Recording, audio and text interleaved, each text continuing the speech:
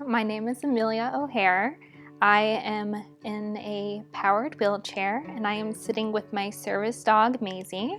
I have blonde hair and I am 25. So SMA is spinal muscular atrophy. It is a progressive disease and I was diagnosed when I was about a year old.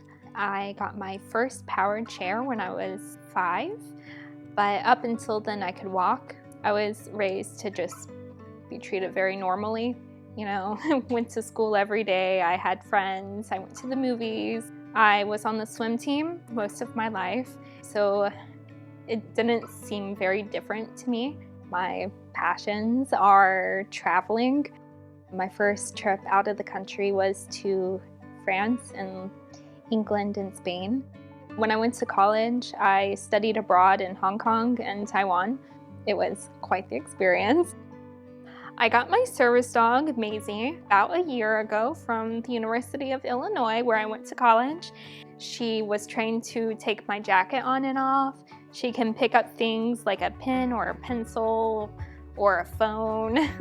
She can open doors, close things.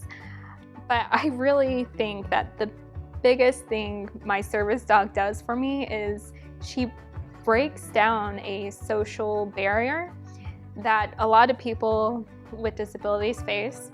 Oftentimes people stare at my chair when I'm walking around a city or a space, a lot of weird looks, and with a service dog around, it takes that kind of pressure and attention off of me and onto the adorable dog. I work at the Lakeshore Foundation as an information specialist and urban planner. So a typical day for me would be to get up, drink my coffee, of course, and having one of my parents, my dad or my mom, has to drive me to work every day. Once I get there, I usually, start working on several different projects, whether it's walkability in Birmingham or the transportation issue or whatever. I do require restroom breaks every day.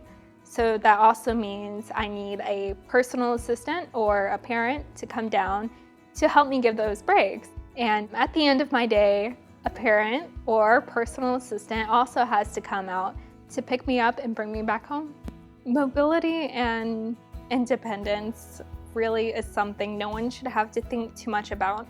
You should be able to go outside, hop on a bus, a tram, whatever, and go down to that coffee shop and catch up with a friend. So as a person who is very active, social, I often run into barriers to get out the front door. So in my own community in Birmingham, we don't have public transportation or complete streets, meaning there's really no way to walk around or go downtown without having a car.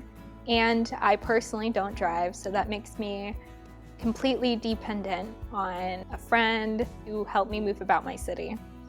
So as an urban planner, this is one of my biggest goals, is to change the physical landscape to make it more inviting, inclusive, and welcoming.